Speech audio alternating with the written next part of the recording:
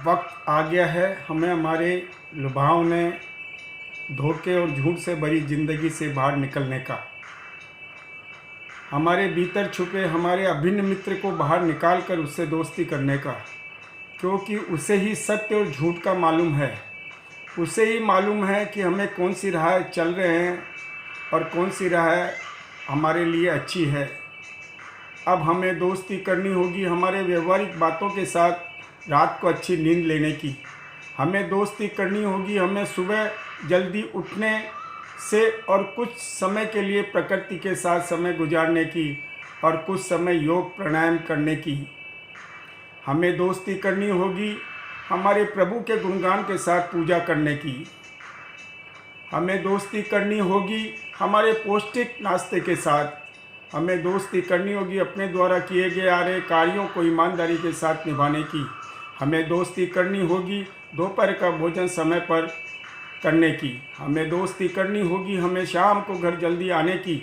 हमें दोस्ती करनी होगी कुछ समय के लिए हमें न बाहर का खाना है न बाहर फालतू जाना है, न उन लोगों से दोस्ती करनी है जिनको केवल हम समय पास करने लायक समझते हैं। हमें दोस्ती करनी होगी हमारे पास उपलब्ध साधनों से, उनके साथ जीने की हमें दोस्ती करनी होगी। हमें परिवार के सदस्यों के साथ दोस्ती करनी होगी, अपने जीवन साथी की भावनाओं के साथ दोस्ती करनी होगी। मानसिक सुंदरता के साथ न कि शारीरिक सुंदरता के साथ हमें दोस्ती करनी है। सत्य के साथ न कि झूठ के और छल कपट के साथ हमें दोस्ती करनी होगी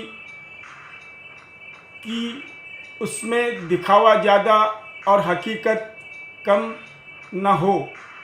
हमें दिखावे से बचना है और हकीकत की धरातल से हमें जुड़ना है। हमें दोस्ती करनी होगी जीवन यापन की उस राह से जो सहज और सुगम हो।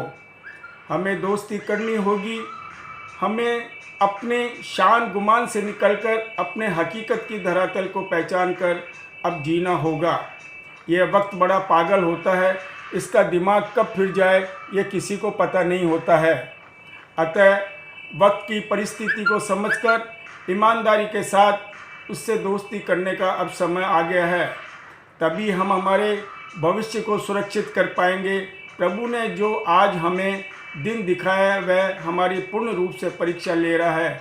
अतः इस परीक्षा में हमें धीरज के साथ अपने विवेक को संतुलित रखते हुए उसमें सफल होना है। तभी हम इस वर्तमान ज़िंदगी का आनंद ले पाएंगे और हमारी उन आदतों को छोड़ना होगा जिसके कारण सतर्क रहते हुए हमें झूठ को अपना अभिन्न मित्र बना रखा था। कितनों को ही धोखा देने के साथ अपने आप को भी धोखा दे रहे थे। यह हमें अब इस धोखे से बचना होगा। आइए अपने धर्म ज्ञान और संस्कारों के साथ जिए जिससे हम क्षण गर्व करें, अपना चेहरा हम आईने में देख सके। अब हमें इसके साथ ही जीना है, इसके साथ ही जीना है, सच्ची और ईमानदारी के साथ हमें जीना है।